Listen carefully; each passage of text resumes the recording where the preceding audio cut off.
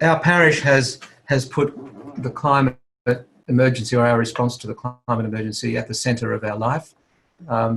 Mind you, a lot of things continue to happen, parish life, especially at the moment. People need to be cared for. We're finding new ways of caring for people. We have a lot of people confined at home, but a lot in aged care facilities, and they're not allowed to leave. Family visits are only 10 minutes. So these are immediate issues of just basic compassion that we try and respond to, and putting our parish life into cyberspace, which we hadn't done, so that's been quite an effort. But in the midst of that, we've put climate change at the centre of things. We're hoping to create some more biodiversity down here through planting up our grounds. We have 2 churches with grounds. We've started that, looking for some funding to continue. This is just at the local level. But I've been a member for some time of the Australian religious response to climate change. In fact, I had probably more than 5 years ago, a Melbourne rabbi, Jonathan Kieran, he came down to speak with the Interfaith Network. I was chair of the Interfaith Network at the time. Mick came along. Kieran Black, yes, Jonathan Kieran Black. Mick came along. Mick had already come once to the Interfaith Network and spoken to us. And we went out for tea afterwards and had a really good chat, which is what happens when people with a like mind get together. Last year, end of last year, they had, before the dreadful summer, we had our first conference in Canberra, and trying to mobilise the Australian religious response to climate change, get a bit more organised, to be more effective. And so I put my hand up to see whether we could do something in Geelong, whether people of faith across the different faiths would like to coordinate their efforts in this area and to be more effective in our action. And so coming up on Sunday, the 5th of July, there'll be a Zoom meeting at 6 p.m. That's a Sunday. With trying to get people to join that, just to see whether we can we can organise people of faith to coordinate their efforts more. If you look at our policies, I'm talking about ARRCC now, Australian Religious Response to Climate Change, it's all based on the best science.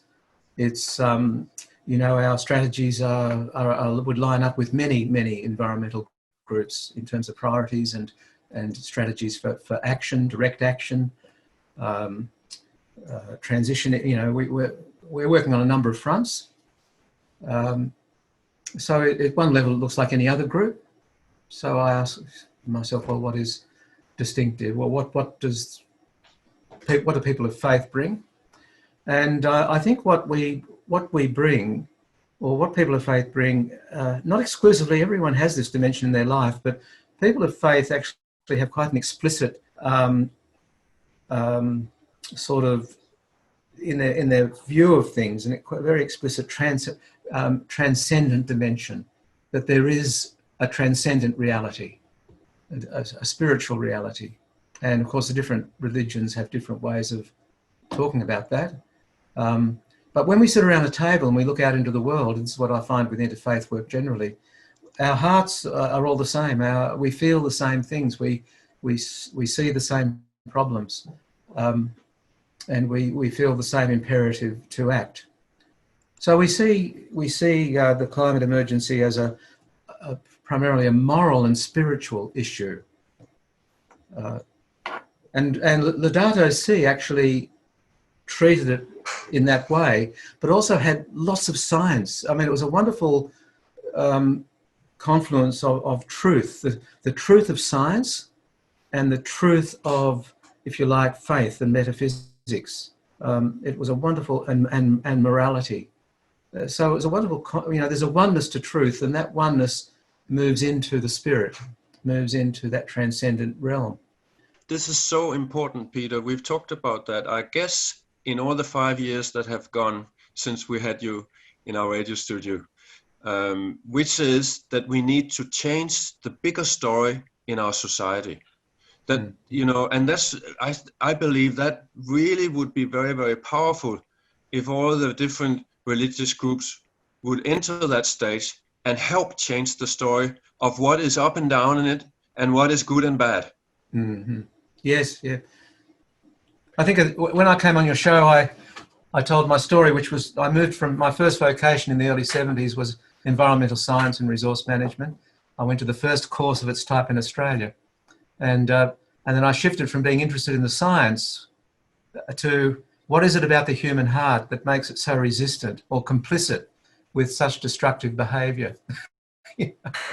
And I guess that's my journey into spirituality wasn't driven entirely by that negative thing, but it was a pretty important one because I could, and the science saw back then the trajectory that we now have seen play out. It was there quite clear then with the Club of Rome and those first meetings of scientists putting together the data that was there then. It's just so. I think what I'm interested in is religious people or spiritual people and others, but they have traditions of spiritual practice, and the spiritual practice is about transformation of one's heart. And a sort of spiritual practice in all the great traditions is something that action issues from the heart. And so we have to go to the heart and realize that a few things when we go there. A, that we're complicit. A, that we also have resistances. We also have attachments that stop us from changing. And we also fail in compassion. And it's costly to others, not just people, but other living creatures. So, and then we find in the human heart compunction of heart, a real sorrow, a piercing of the heart and sorrow. And that's part of transformation and change. And then we find in the human heart that there's a profound interface with the divine. Then we find the resource to act effectively, to see clearly and to act effectively, and in the knowledge that it's not purely out of our own human resource, but we're actually connected with the divine. And that we find that the divine is with us, the divine is suffering, is with us in this journey, and is suffering in creation as well, and is working out, is part of working out what's being worked out. And it also means we can go into the future with eyes wide open, but also because we're grounded in this transcendent dimension, there's the possibility through spiritual practice of being in a place where we remain hopeful no matter what scenario is playing out, and a peace of heart and even a joy in the midst of whatever circumstances play out, but also at the same time be part of transforming those circumstances.